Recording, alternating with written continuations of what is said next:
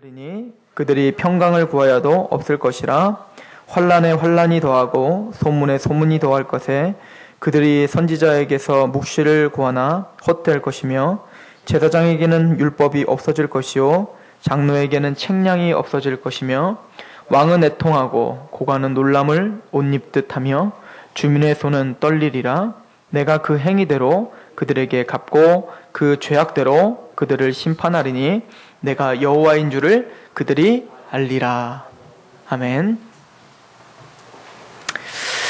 성경에는 여러 심판의 모습들을 우리에게 알려주고 있어요. 그 중에 여러분들이 잘 알고 있는 심판들을 열거해 보자면, 우선 노아의 날에 하나님께서 물로 심판했던 그 커다란 심판을 우리는 잘 알고 있을 겁니다. 죄악이 관영함에 하나님께서 도저히 이제는 참을 수 없을 만큼 그 진노가 다다랐을 때 하나님은 강력한 물로 모든 인생들을 다 심판하셨다라고 성경은 기록하고 있습니다. 성경에 보면 소돔과 고모라에 대한 심판을 또 좋은 모델로 우리에게 보여주고 있죠. 소돔과 고모라 땅이 육적으로나 여러모로 영적으로나 하나님 앞에 타락하여서 하나님이 그 분노하심을 참되 어떻게 합니까? 소돔과 고모라를 불로 멸망시켜 버립니다. 그리고 그 심판 때에 우리가 잘 알듯이 중요한 특징 중에 또 하나는 언제 심판이 닥칠지 모른다는 거였어요. 그러나 언제 심판이 닥칠지 모르지만 하나님은 반드시 선지자를 통하여 그 심판의 경고를 하게 돼 있더라는 거예요. 하나님이 심판의 경고를 하지 않고는 절대 하나님이 심판하시진 않습니다. 그래서 노아를 통해서 120년 동안 배를 만들면서 끊임없이 너희 죄를 회개하고 돌이키라고 계속 간구하고 계속 전파를 했지만 끝끝내 마음이 강팍하여 성경에는 뭐라고 써있냐면 결혼하고 일을 하고, 즉 무슨 이야기냐면 자기가 일상생활, 지금 당장 먹고 사는 것, 지금 당장 자녀를 키우고 내가 장가 들고 시집 가는 것, 이 일상적인 삶이 더 커 보이는 겁니다. 더 커 보여서 그 하나님의 경고를 무시하고, 그리고는 하나님의 홍수 심판으로 전 세계가 한순간에 멸망을 당하는 그 일을 보여줍니다. 소돔과 고모라도 마찬가지죠.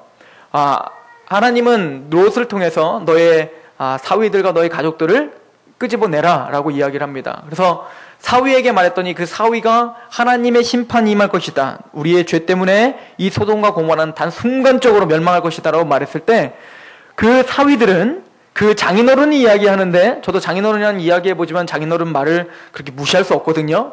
그렇게 쉬운 존재가 아니거든요. 그럼에도 불구하고 장인어른이 지금 경고하고 있는데 뭐라고 여기냐면 농담으로 여겼더라. 뭘로 여겼다고요? 농담으로 여겼더라. 가벼운 이야기로, 농담 따먹기로 여긴 거예요. 왜냐하면 지금 당장 심판이 닥칠 것 같은 기운이 느껴지지 않기 때문에 그렇다. 그러나 그 심판은 아주 매몰차게 왔고, 노아의 방주날 많은 사람들은 아마 그 비가 쏟아지기 시작하고 물이 찰 때 많은 사람들은 노아의 방주에 와서 문을 열어달라고 계속 발버둥을 쳤을 것입니다. 그러나 하나님이 닫으신 문은 절대 열리지 않습니다. 그래서 지금 뭐라고 하냐면 지금은 은혜 받을 만한 때요 구원의 날이로다. 언제가요? 지금이. 지금밖에 기회가 없다라고 지금 굉장히 경각심을 주며 성경은 우리에게 말씀하시고, 노아가 노아의 그 심판이 역사적인 사실인 것처럼 소돔과 고모라 땅이 불로 멸망당한 것이 역사적인 사실인 것처럼 주님의 날도 그렇게 속히 오리라. 그러므로 너희는 깨어있으라. 그리고 하나님의 복음을 전파하라. 이것이 어찌 보면 성경의 핵심이 되겠지요. 그런데 우리는 이런 영적인 심판과 그 심판 그 너머의 천국과 심판, 지옥, 이런 용어들을 우리는 굉장히 익숙하게 사용하고는 있지만 정작 우리는 그 영적인 어떤 그 하나님의 나라와 그 심판에 대해서 피부로 와닿을 정도로 그런 현실 감각이 떨어지는 크리스찬들이기 때문에 문제가 좀 있어요. 예를 들어서 이런 거죠. 예수님이 재림하실 겁니다. 바울은 막 그런 이야기를 할 때 어떨까요? 막 흥분하며 얘기할 거예요. 주님이 재림하실 거야. 새하늘과 새 땅, 천국, 내가 이 몸을 떠나 주님과 함께 거하는 것이 내 꿈이고 내 희망이더라. 막 그렇게 이야기를 하면 그 얘기를 듣던 우리들은 뭐라고 이야기합니까? 시집 좀 가고 장가 좀 가보고 좀 인생 좀 성공 좀 해보고 그랜저 좀 타보고 내가 화장실 한 3개짜리 집 좀 한번 살아보고 이런 식의 어떤 나의 인생이 아직 즐기지 못했는데 지금 오면 뭔가 아쉬운 듯한, 저는 이런 질문들을 많이 들었어요. 그 얘기는 나는 천국이 뭔지 잘 모릅니다. 나는 예수님의 재림하심으로 말미암아 나에게 주어지는 그 영광이 얼마나 큰지를 잘 현실 감각이 없는 사람입니다 라고 이야기하는 거와 똑같은 거예요. 마찬가지로 심판에 대한 것도 마찬가지입니다. 심판이 두렵다. 심판은 주님의 그 사랑스럽고 자비롭고 그 긍휼이 많으신 예수 그리스도, 그 얼굴은 어디에서 찾아볼 수 없는 굉장히 강한 얼굴이요, 엄한 얼굴로 반드시 이 모든 땅을 다 휩쓸어 버릴 것이다 라고 하는 것이 성경입니다. 얼마 전에 태풍이 온다고 밤잠을 못 이루고 얼마나 겁났는지 몰라요. 십자가 탑이 제발 무사하기를 바랍니다. 그러면서 게다가 매스컴에서 한번 당해서 그런지 너무 겁을 줬어요. 너무 겁을 줘서 이 태풍이 그리고 이제 태풍이 온다고 하는데 그 매스컴에서 이야기를 하니까 사실은 아침이 됐는데도 별로 이렇게 뭐 태풍이 올 것 같지가 않은데, 그런데도 제 마음은 너무 겁나요. 그 전날 같은 경우는 막 햇빛도 찌고 굉장히 좋더라고요. 그러면서 이제 제가 그 SNS나 이제 그런 거 보니까 뭐 폭풍 전에 뭐 폭풍 전야 그리고 이 쾌창한 날씨에 폭풍은 준비됐다 이러면서 하여튼 별 얘기를 다 써놨더라고요. 그만큼 폭풍의 무서움을 알아 벌벌 떨 수 있는 감정을 갖고 있는 우리들인데, 하나님의 그 무서우신 심판을 이야기할 때는 전혀 떨림이 없고, 그런 이야기를 할 때는 전혀 내 옆에 있는 형제자매가 걱정스럽지 않다는 것. 이것이 우리가 현실 감각이 떨어진다는 얘기. 그만큼 우리는 하나님의 진리, 하나님의 복음, 심판, 천국 이런 얘기에 있어서 참 무지한 사람들인 것 같아요. 그죠? 그러나 모세를 한번 보십시오. 모세는 왕자로서 누릴 수 있는 모든 보화를 다 내팽개쳤다는 거야. 뭐를 위해서? 그 천국에서 나에게 주어질 하나님의 그 상급과 그 영광스러움, 이걸 생각해보면 이게 너무 작아 보이더라는 거야. 바울을 보십시오. 바울은 하나님의 영광과 하나님의 상급과 하나님의 그 영광스러운 천국을 바라볼 때, 나 그냥 이대로 그냥 주님과 함께 있었으면 좋겠다. 그냥 한마디로 죽었으면 좋겠다 이거예요. 사도 바울은 자기가 갖고 있었던 그 시민권, 그 좋은 시민권, 또 그 좋은 율법학자라고 하는 바리새인이라고 하는 타이틀, 그 모든 것들을 버리고 고난을 자처하는 이유가 그 새하늘과 새 땅, 그 하나님의 나라, 그 하나님의 영광스러움 생각할 때 이게 아무것도 필요 없는 거구나. 이게 어찌 보면 사도 바울의 입장인 것을, 그럼 우리는 이렇게 생각을 합니다. 그건 사도니까. 우리는 평신도고. 그러나 사도 바울은 또 이렇게 이야기합니다. 모두가 나처럼 되기를 원하노라. 거기에 헤어나갈 길은 없는 거야. 그런데 우리는 참 성경의 인물들과 심성이 참 다른 거야. 우리는 영적인 어떤 그 축복과 또 영적인 그 징벌에 대해서 너무 막연하게 알고 있는, 그래서 어찌 보면 오늘 힘없이 살아가는 이유가 거기 있는지를 모르죠. 저와 여러분들 하나님 앞에 영적인 감각이 살아날 수 있도록 하나님이 우리를 좀 깨워주시옵소서라고 기도하기를 소망합니다. 저는요,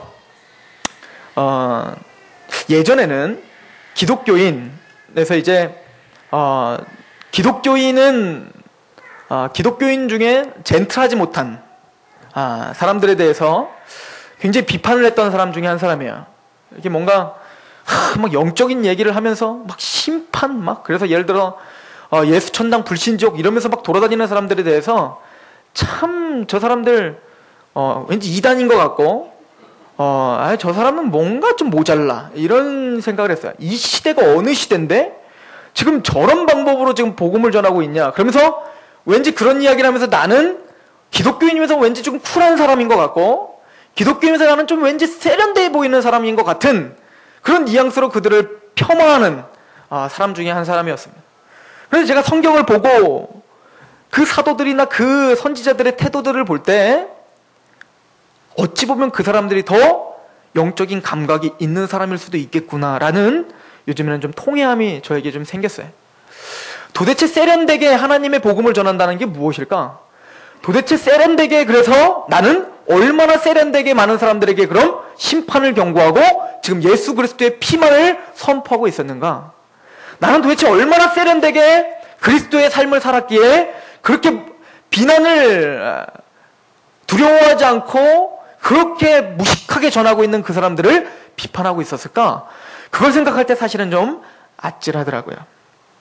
제가 합신대학교를 선택하게 된 계기가 있어요. 그게 뭐냐면 그 학교에 입학 설명회가 있다 그래서 제가 한번 놀러 갔어요. 왜냐면 문제집을 주고 먹을 걸 준다 그래갖고 한번 가봤어요. 그때는 이제 문제집이 굉장히 중요할 때라 거기 갔는데 제가 원래 존경하는 목사님이 설교를 한다는 것 그분을 직접 본 적이 없어서 직접 보고 싶은 마음에 한번 갔는데 그분이 너무 아프신 분이에요. 그러다 보니까 설교를 그분이 안 하시고 제가 속은 거죠. 다른 분이 와서 설교를 하는데 그 학교 신학학 교수님이 설교를 하네요. 저는 교수님들에 대한 불신이 좀 있어요. 설교를 좀 못한다 이렇게 생각을 하거든요. 지식적으로 전달을 하지 가슴이 울리지 않아 이렇게 생각을 하고 있었는데 근데 그분이 이렇게 물어보더라고요. 그런 노방전도를 하는 사람들에 대한 이야기를 하면서 니들은 얼마나 세련됐니? 라고 직접 물어보시더라고요. 그리고 2002년 월드컵 때 그 합신대학교 성교학과 교수님이 있었던 일인데 그 수원에서도 경기가 일어났지 않습니까? 경기가 있는데 그때 이제 모든 교수님들이 야 이런 기회가 어딨냐? 우리 같이 한번 그 경기를 보러 가자 해서 교수님들이 쫙 거기를 이제 보러 갔는데 거기서도 그 외국인들도 많은데 거기에 막 복면을 쓰고 뭐 하는 사람이 막 전도질 나누면서 막 예수님 믿으셔야 천국 갑니다. 그리고 미국인 만나면 막 영어로다가 막 또 막 전하는 사람이 있고 그러면서 야 저 사람 여기까지 와서 지금 그 비싼 표를 들고 여기 와서 저 모양으로 기독교를 그래 욕먹이려고 있냐 이런 생각을 하고 이렇게 봤더니 눈을 봤더니 어디서 많이 본 사람이더라는 거예요.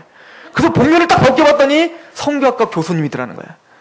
근데 그 교수님이 이런 말을 하더라는 거예요. 이게 이만큼 좋은 기회가 어디 있습니까? 성교학과 교수로서 전 세계 사람들이 이렇게 모여드는 데서 만나는 사람에게 복음을 전할 수 있는 이런 기회가 어디 있냐고. 그러면서 그 정제감이 막 흘러오면서 나는 축구를 보러 왔는데 이 사람은 이 기회를 다 어쩌든 복음을 전하는 성교학과 교수할 자격이 있구나. 뭐 이런 이야기를 하더라고요. 그런 걸 생각할 때 우리는 정말 그 영적 감각이 저는 너무 떨어지는 사람이다. 이런 생각을 많이 해보게 됐어요.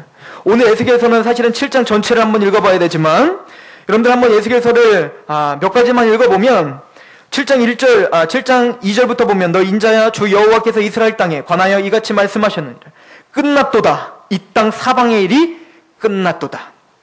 3절에 이제는 내게 끝이 이르렀나니 내가 내 진노를 내게 나타내어 내 행위를 심판하고 내 모든 가증한 일을 보응하리라. 이제는 8절부터 보십시오. 이제 내가 속히 분을 내게 쏟고 하나님은 지금 분노에 차 있고 그 분을 다 쏟을 거예요. 언제요? 이제 속히 임할 것이다. 그리고 심판 때에는 보니까 너희의 행위대로 심판을 하겠다라고 성경은 우리에게 경고를 하고 있어요. 즉 심판의 즉각성과 확실성이에요. 반드시 올 것이다. 마찬가지로 우리가 전파하는 그 심판에 대한 것도 반드시 하나님은 나타나실 겁니다. 반드시 하나님은 당신을 심판하실 것인데 당신이 태어나면서 지금까지 지었던 모든 악을 낱낱이 드러내셔서 하나님은 당신을 부끄럽게 하실 겁니다. 라고 성경은 우리에게 이야기해주고 있죠. 14절부터 보십시오. 14절부터 보면 그들이 나팔을 불어 온갖 것을 준비하였을지라도 전쟁에 나갈 사람이 없나니 이는 내 진노가 그 모든 무리에게 이르렀습니다. 나팔을 불고 지금 심판이 지금 그 바벨론의 적군들이 오니 이제는 그들을 막자라고 외치는데 힘이 없어요. 군인들이 없어요. 그 얘기는 무슨 얘기입니까? 아무리 준비를 하고 아무리 발버둥을 쳐도 그 심판을 막을 수는 없다.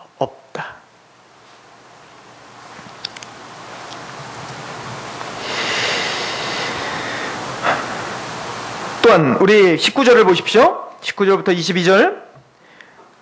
그들이 그 은을 거리에 던지며 그 금을 오물같이 여기리니 이는 여호와 내가 진노를 내리는 날에 그들의 은과 금이 능히 그들을 건지지 못하며 능히 그 심령을 족하게 하거나 그 창자를 채우지 못하고 오직 죄악의 걸림돌이 됨이라.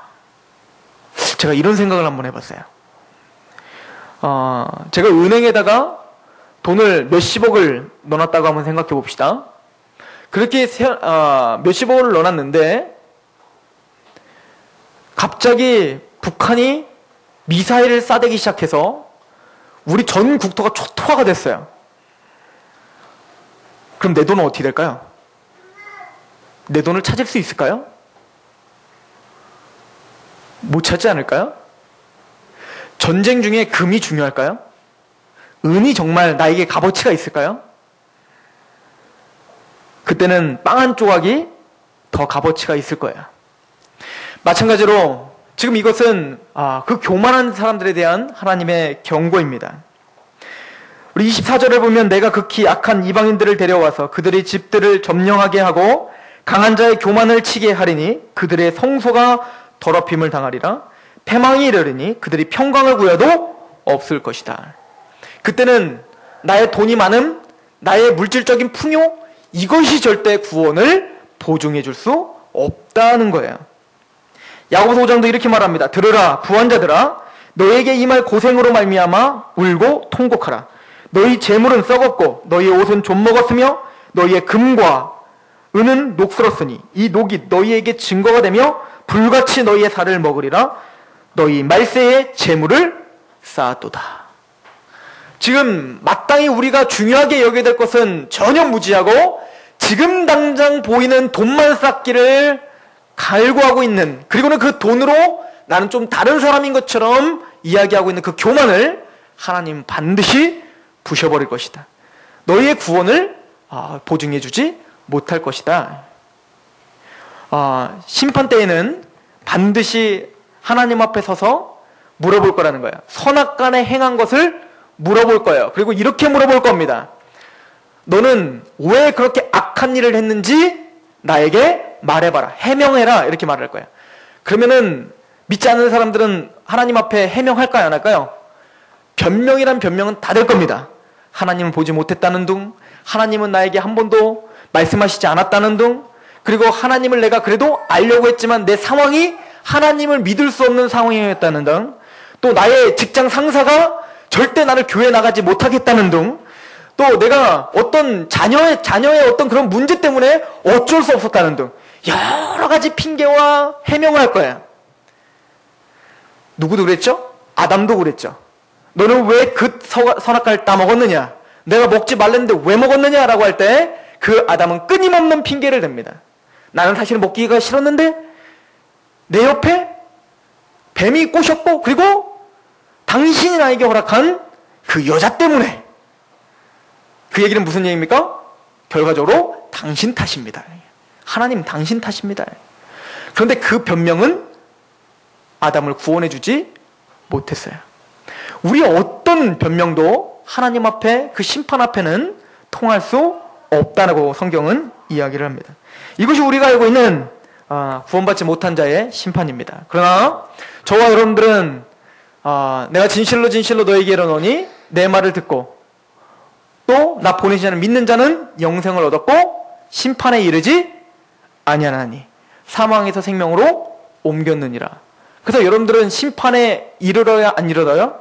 안 이른단 말이에요. 그래서 우리는 감사함이 있고 그 심판을 생각할 때 담대함이 있는 거 아닙니까? 그러나 이제부터 주의해서 들으시길 바랍니다. 그러나 구원받은 저와 여러분들에게도 심판이 있습니다. 그 심판을 우린 뭐라고 하죠? 상급 심판. 상급 심판. 근데 저는 이 상급 심판을 우리가 오해하고 있다고 생각합니다.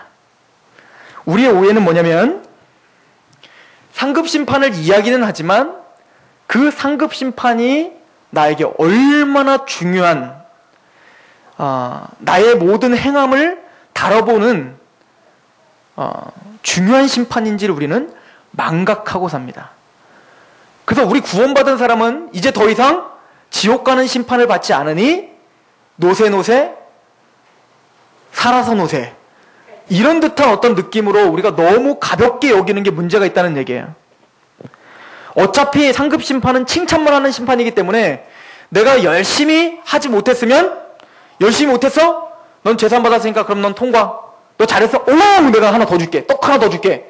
이런 심판으로 우리는 좀 오해하고 있어요. 그러나 사도 바울의 이해는 우리의 이해와 조금 다릅니다. 이 상급 심판을 제대로 아는 사람은 그렇게 오늘 시간을 값어치 없게 여길 수 없다라고 성경은 말해요. 만약에 내가 상급 심판을 알고 있고 내가 구원함을 받았고 하나님의 나라와 그 상급 심판을 받을 것을 내가 정말 뼈저리게 알고 있다면 오늘을 이렇게 무의미하게 보낼 수 없다가 성경이 이야기하는 거예요. 왜 그런지 한번 성경의 말씀을 한번 볼까요? 우리 로마서 14장을 한번 보십시오. 로마서 14장 7절을 한번 보세요.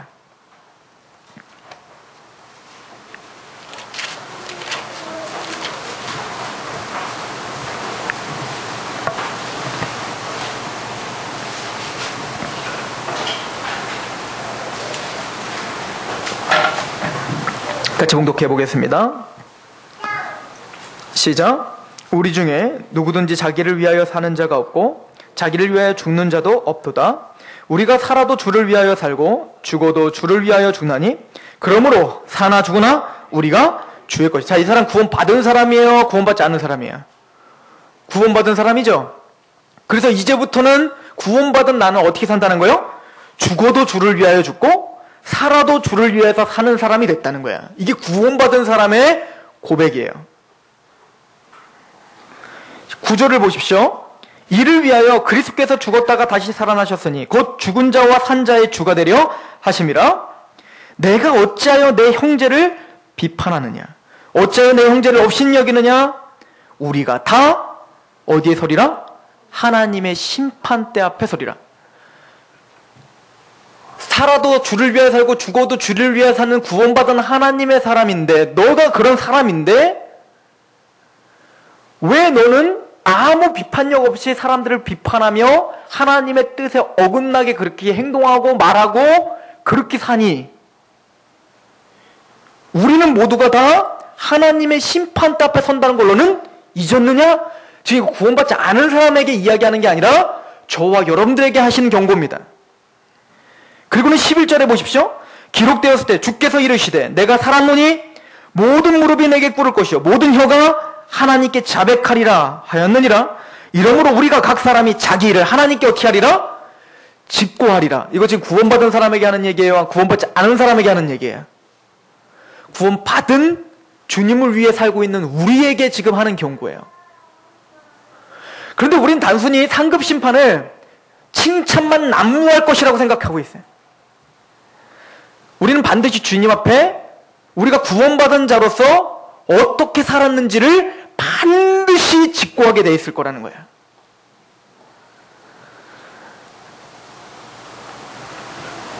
안 받아들여지십니까? 그럼 고린도 후서도 보십시오. 고린도 후서 5장입니다.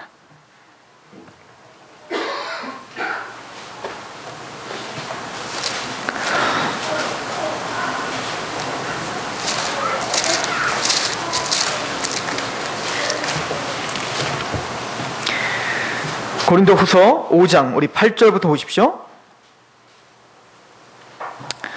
자, 사도 바울의 고백을 들어보세요. 고린도 후서 5장 8절 같이 한번 읽어봅니다. 시작. 우리가 담대하여 원하는 바는 차라리 몸을 떠나 주와 함께 있는 것이라. 이것이 뭡니까? 구원받은 자의 감격이죠. 주님의 영광에 참여하고 싶은 거죠. 내 몸을 떠나 주님과 함께 있길 원하는 거죠. 이게 구원받은 사도 바울의 고백이죠. 이 현실 감각도 우리가 없으니 심판에 대한 현실 감각도 우리는 없는 거예요. 상급 심판에 대해서. 한번 보십시오. 9절. 그런즉 내가 이런 감격 가운데 있으니까 그런즉 우리는 몸으로 있든지 떠나 있든지 주를 기쁘시게 하는 자가 되기를 힘쓰노라. 나는 지금 당장 떠나서 주님과 함께 있기를 원하는 그런 구원받은 감격이 있는 사람이에요. 그래서 어떻게 한대요? 주님을 기쁘시게 하려고 힘써요. 왠지 아십니까? 그 다음 구절 보십시오. 자, 지금 구원받은 사람의 고백이 아니요 구원받지 않은 사람의 고백이에요. 구원받은 우리의 고백이에요.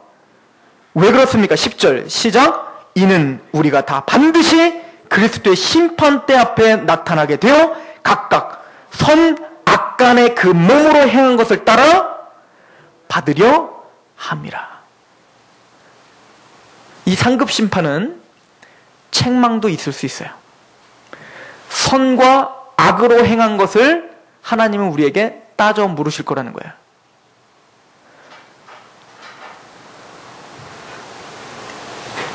그러나 두려워하시지 마십시오. 여러분들은 지옥 형벌을 받는 심판에서는 건진 바 되셨으니까. 그러나 마음 놓지는 마십시오. 하나님 반드시 저와 여러분들을 물으실 겁니다. 꼭 이렇게 생각해 보십시오. 제가요 시험을 완전 망쳤다고 생각해 보세요. 완전히 망쳤어요. 이번 시험 말고 제가 고등학교 때 많이 망쳤다고 해보세요. 완전히 망쳐서 저희 어머니를 만나야 되는 거예요. 이제 성적표를 들고. 근데 들고 어머니한테 갔는데 엄마가 이렇게 물으실 거예요. 제가 이거 성적표를 그렇게 만든 건 맨날 춤이나 추러 다니고 맨날 친구들이랑 놀러만 다니고 내 삶이 악만 가득했기 때문에 이 결과를 갖고 왔다고 생각해 봅시다. 그때 우리 어머니한테 딱 앞에 섰을 때 저는 얼마나 두려울까요? 그죠? 고등학교는 좀 안 두렵다. 초등학생이라고 생각해 봅시다. 그럼 이 두려운 마음을 갖고 부모 앞에 갔을 때 부모는 분명히 어떻게 합니까? 따져 물을 거예요. 너 한번 얘기해봐. 너 왜 이렇게 행동했어? 왜 이것밖에 안 나온 거야? 왜 이런 열매가 나타난 거야? 말해봐! 말하라고! 그래서 막 화를 내요. 그러면 그 아이는 그 두려움이 우리가 상상하는 것 이상의 두려움이 그 아이에게 있을 거라고요. 이해가십니까? 그런데 생각해 보십시오. 근데 그 아이 마음에 이렇게 생각하고 있다고 생각해 보세요. 어차피 나는 우리 엄마의 자녀니까. 옆집에는 우리 엄마 자녀가 아니고 나는 우리 엄마의 자녀니까. 그리고 엄마한테 얘기했다고 해보세요. 옆집에는 엄마의 자녀가 아니니까 나는 주님의 엄마의 자녀니까 난 괜찮지 뭐. 저 엄마는 황당할 거예요. 그게 무슨 뜻이야 그게. 그럼 이걸 뭔 상관이야. 그래 너 내 자녀야. 쟨 내 자녀 아니야. 그런데 내가 지금 물어보는 건 네가 내 자녀로서 왜 이렇게 행동했느냐고 물어보는 거야. 근데 끊임없이 얘는 이러는 거예요. 옆집에는 엄마 아들이 아니니까. 나는 우리 엄마 아들이니까. 저 무슨 말인지 아시겠어요? 우리는 뭐와 비교의식을 하고 있냐면 상급 심판을 생각할 때 우리는 그거를 생각하며 오늘 하나님 앞에 어떻게 살아야 되는지 사도 바울이 말한 것처럼 두렵고 떨림으로 오늘 하루를 살아야 되는데 쟤는 구원 못 받았고 나는 구원 받았으니까 쟤는 나중에 백보자 심판 가서 지옥 갈 거고 나는 지옥 절대 안 갈 거니까 하나님은 우리한테 그런 거예요. 그래서 그거랑 너랑 뭔 상관이야. 그래 넌 구원 받았어. 그래서 네가 행한 건 이거 뭐냐고. 무슨 이야기인지 이해 가십니까? 근데 우리가 그런 어처구니 없는 아이의 태도처럼 우리가 그러고 있는 거예요 지금. 나는 영원한 심판을 받지 않을 거니까. 안다고. 그러면 너는 그 성적표를 들고 하나님 앞에 왔을 때 그때는 뭐라고 얘기할 거냐 이거야. 그때도 계속 그 얘기만 울풀 거야. 나는 예수님 믿고 천국 갔으니까. 이해 가세요? 이 답답한 태도를 오늘 여러분들이 하고 있을지도 몰라요. 사도 바울은 구원의 확신이 있다는 것과 상급 심판을 두렵고 떨림으로 준비한다는 것과는 다르게 생각하고 있었다고요. 이렇게도 한번 생각해 봅시다. 여러분들이 만약에 올림픽 국가대표가 됐다고 한번 생각해 보세요. 발탁이 돼서 올림픽 국가대표. 그래 런던을 갔어. 올림픽 국가대표로서 런던을 딱 하면 여러분들 얼마나 영광스럽고 얼마나 기쁘고 얼마나 말로 표현할 수 없는 막 그런 게 있을까요? 근데 그 런던에 가기 전에 태능 선수촌에서 그 수많은 올림픽 대표로 뽑힌 사람들은 자기의 진을 다하여 연습하고 훈련하고 진땀을 빼고 지금 노력하고 있는데, 근데 어떤 선수가 딱 올림픽 대표가 돼서 이야 됐다 그렇게 해놓은 다음에 나는 올림픽 대표니까 난 올림픽 대표야. 그리고는 태능 선수촌 맨날 이탈해가지고 맨날 술이나 먹고 내가 하는 건 막 하면서 자랑만 하고 다녀요. 나는 올림픽 대표라니까. 그리고는 그 다음부터 생각해야 될 금메달, 그 다음부터 생각해야 될 그 경기에 최선을 다하는 그런 모습은 전혀 없는 국가대표가 있다고 생각한다면 여러분들 그 국가대표를 볼 때 어떤 마음이 들겠습니까? 참 부끄러운 사람 아닙니까? 참 어이없는 국가대표 아닙니까? 꼭 우리가 근데 그런 태도로 지금 살아가고 있는지도 몰라요. 나는 주님께 뽑힌 자니까, 난 구원받은 자니까, 그리고는 그것을 자랑하지, 그리고 그 다음에 내가 해야 될 것에 대해서는 전혀 무감각한 거예요. 그리고 주님이 나중에 그 결과를 물어볼 때 그거에 대한 전혀 준비가 안 돼 있는 거예요. 여러분들은 경기를 출발한 사람들이에요. 수많은 사람들은 출발도 못해요. 뽑히질 못해. 그런데 하나님은 여러분들 충성스럽게 여기셔서 출발선에 세우시고 구원함을 받음으로 그 달리기에 출발시키셨단 말이에요. 근데 출발이 된 지 오랜데 계속 그 자리에 서갖고 나는 선수니까, 나는 뽑혔으니까, 나는 100m 선수야. 그리고 사람들은 전력 질주하고 있는데 나는 거기에 계속 서갖고 야, 난 선수입니다. 그러고 있는 그런 어처구니 없는 선수가 있다면 그게 얼마나 하나님이 보시기에 답답한 노릇이겠습니까? 제 말이 잘 전달되고 있습니까? 그런데 저를 돌아보니 제가 그러고 살았더라고요. 그러다니까 사도 바울이 말하는 그 구원받은 자의 태도와 나와는 전혀 상관없는 삶을 살고 있더라고요. 사도 바울의 삶을 한번 보세요. 하나님 공력이 나타나서 금이나 은이나 보석이나 풀이나 나무나 지푸라기로 하나님이 쌓을 건데, 그래서 금과 은과 같은 것을 쌓으려고 해야 되고, 그리고는 사도 바울은 내 몸을 복종시킨다. 두렵고 떨림으로 내가 구원을 이룬다. 경기하는 자가 다른 박질하듯이 상을 위하여 달려간다. 자기 생활에 얽매이지 않는 군사처럼 오늘도 철두철미한 훈련을 받으며 전투를 준비한다. 초보를 버리고 완전한 대로 나아갈 지어다. 앞의 것은 잊어버리고 부름의 상을 위하여 다른 박질하라. 얼마나 전투적으로 살고 얼마나 그 삶을 초를 다투며 살고 있습니까? 그 태도와 내 태도는 너무 상반되더라. 근데 그 원인이 영적인 그 심판에 대해서 현실성이 내가 떨어지기 때문이구나. 이런 결론이 내려진 거예요.